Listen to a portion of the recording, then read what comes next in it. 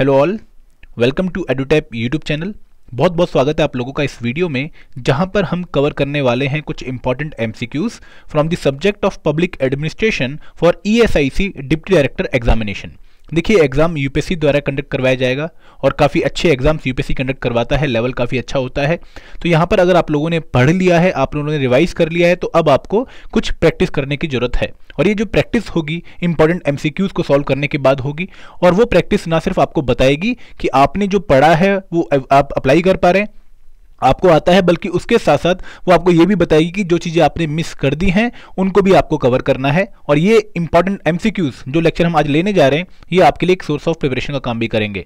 दोस्तों, best of luck आपको आपके एग्जाम के लिए और आज के इस लेक्चर के लिए भी, क्योंकि मैं आपसे पूछने वाला हूँ 10 इंपॉर्टेंट एमसीक्यूज, और मैं एक्सपेक्ट करूंगा कि आप लोग पेन और पेपर लेकर बैठें और अपना जो स्कोर है आउट ऑफ 10 एमसीक्यूज मुझे बताएं कि सर मेरा ये स्कोर आया है इन 10 एमसीक्यूज को सॉल्व करने के बाद। अगर आपका आंसर करेक्ट होता है तो अपने आप को +2 मार्क्स दीजिए, और अगर आपका आंसर गलत होता है तो अपने आप को पेनल्टी लगाइए -0.66 मार्क्स की, ठीक है, जो कि स्टैंडर्ड हमारा एक फॉर्मेट है यूपीएससी एग्जामिनेशंस का, ठीक है। तो शुरुआत करते हैं आज के लेक्चर की। अगर आप लोगों ने अभी तक हमारा यूट्यूब चैनल ज्वाइन नहीं किया है तो दोस्तों please do subscribe to our YouTube channel and also join our Telegram channel. Telegram channel का जो लिंक है वो आपको नीचे डिस्क्रिप्शन बॉक्स में मिल जाएगा। शुरुआत करें लेक्चर की। हमारा पहला क्वेश्चन है, consider the following statements. Statement based question है, यूपीएससी का एक प्रॉपर टाइप है ये क्वेश्चन पूछने का। Consider the following statements, 2 statement आपको दी गई हैं। Recommendations of the finance commission are binding on the government. Second statement क्या है, the chairman of the finance commission is eligible for reappointment.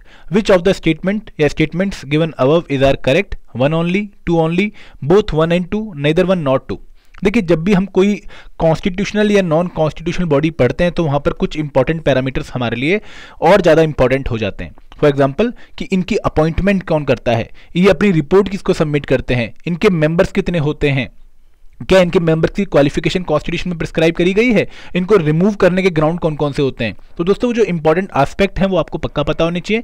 No doubt आपको उनका जो फंक्शन है वो आपको पता होगा, लेकिन जो इंपॉर्टेंट फैक्चुअल इंफॉर्मेशन है अगर वो आप मिस कर रहे हैं तो आपको प्रीलिम्स एग्जामिनेशन में काफी दिक्कत आने वाली है। अब यहाँ पर जो क्वेश्चन मैंने आपसे पूछा है रिगार्डिंग फाइनेंस कमीशन, थोड़ी सी फैक्चुअल आपकी यहाँ पर इंफॉर्मेशन आपकी यूज होगी कि जो फाइनेंस कमीशन है, जो हर 5 साल के बाद प्रेसिडेंट साहब एक बनाते हैं फाइनेंस कमीशन। लेटेस्ट हमारा कौन सा फाइनेंस कमीशन बना है, जल्दी से मुझे कमेंट सेक्शन में बताइए।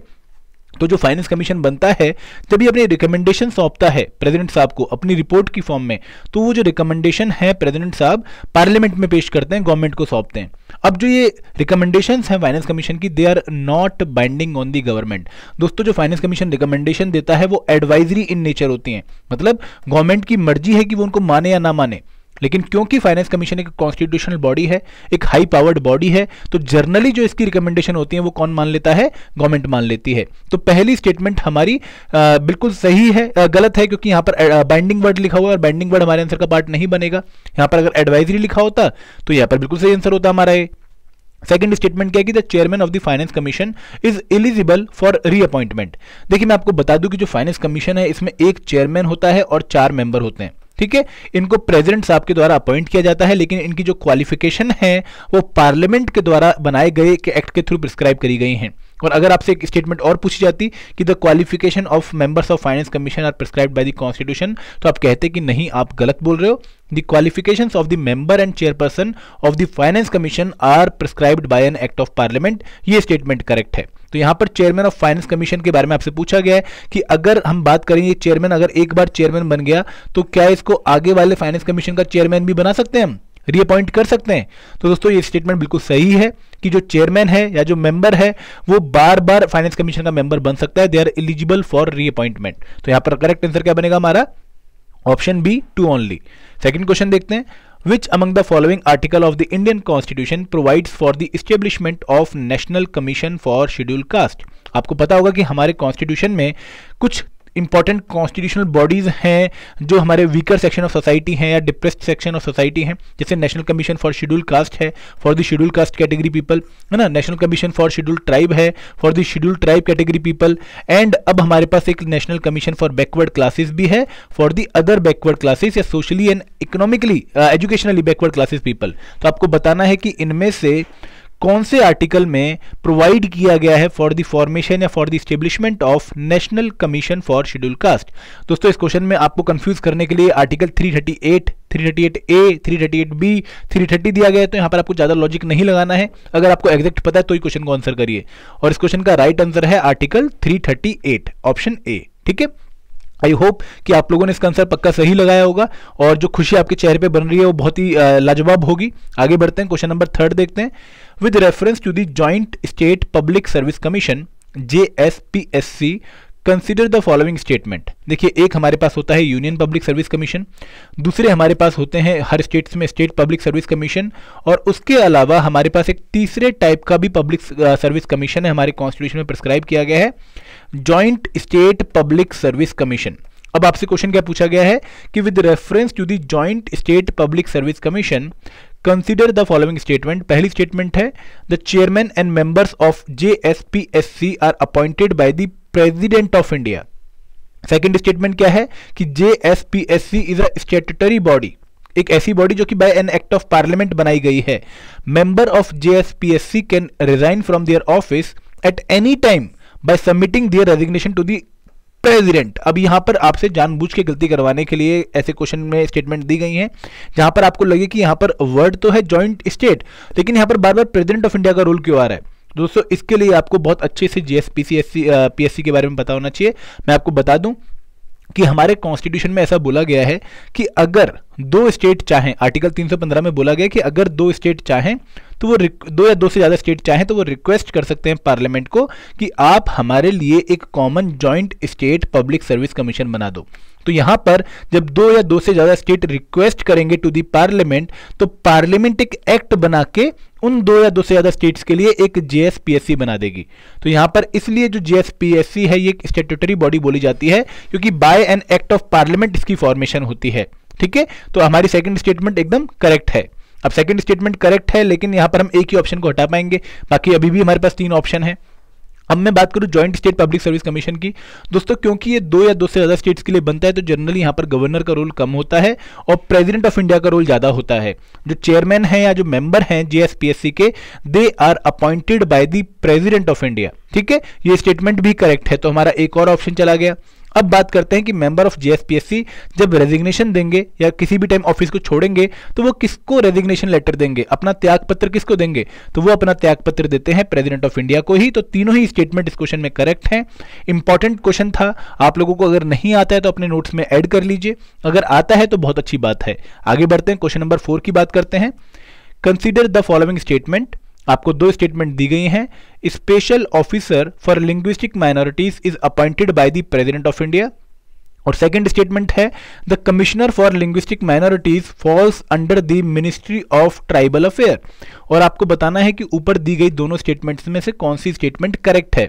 देखिए दोस्तों, अगर मैं अपने ओरिजिनल कॉन्स्टिट्यूशन की बात करूं जो हम 26 नवंबर 1949 को अडॉप्ट करते हैं और 26 जनवरी 1950 को जो फोर्स में आता है, उस कॉन्स्टिट्यूशन में हमारे पास कहीं भी एक special officer for linguistic minority नहीं था।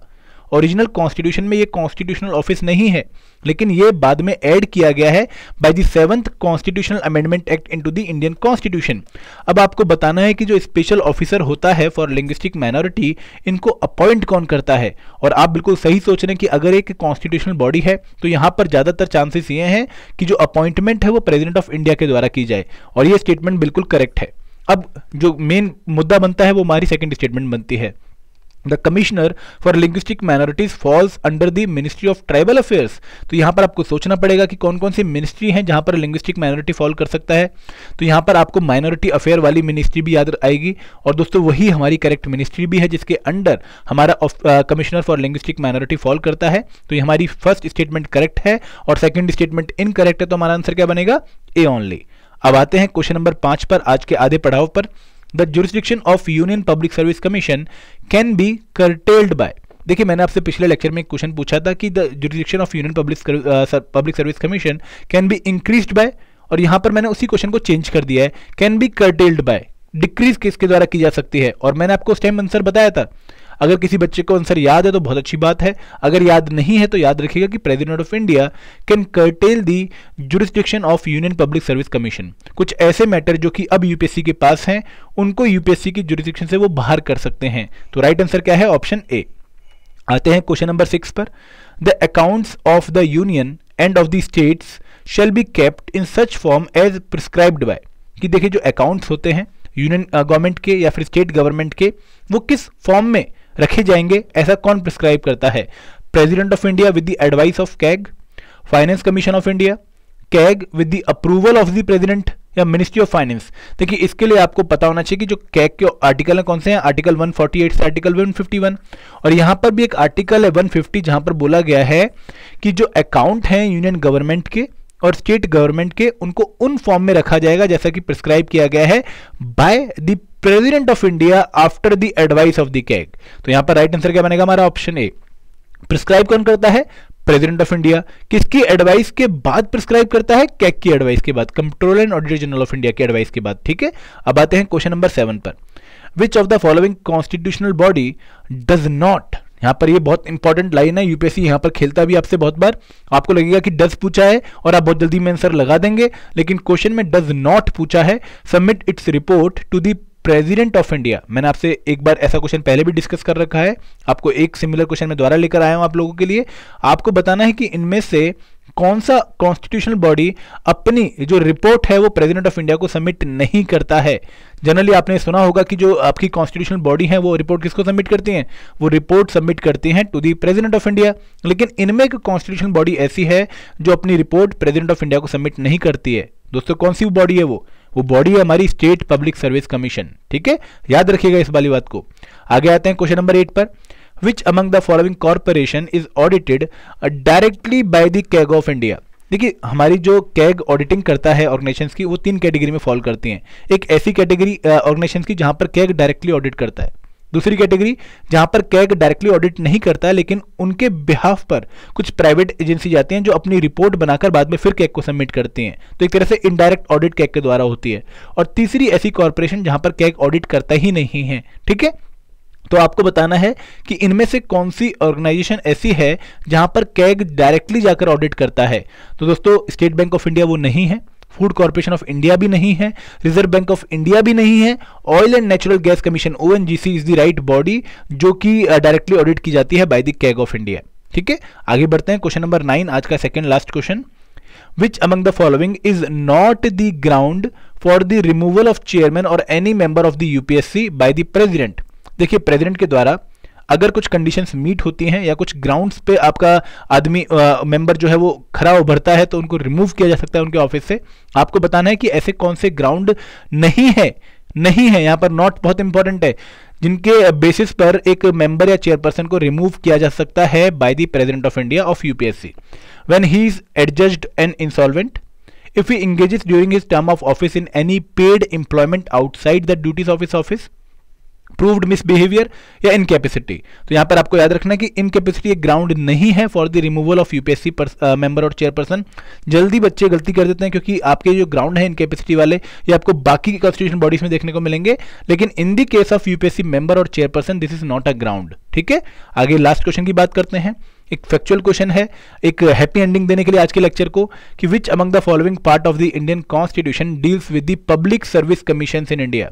इनमें से कौन सा पार्ट हमारे कॉन्स्टिट्यूशन का डील करता है with the public service commissions? और इस क्वेश्चन का राइट आंसर है ऑप्शन सी, पार्ट 14। ठीक है, तो ये था हमारा आज का लेक्चर। आई होप कि आप लोगों ने कुछ नया सीखा होगा, मजा आया होगा। अपना स्कोर जल्दी से शेयर भी कर दीजिए। अगर कोई भी इंपॉर्टेंट इन्फॉर्मेशन आपको चाहिए रिगार्डिंग अवर कोर्सेज या कोई क्वेरी है आपकी तो कॉल करिए 8146207241 पर या मेल ड्रॉप करिए hello@edutap.co.in पर। This is all from my side friend, thank you very much. जय हिंद, जय भारत।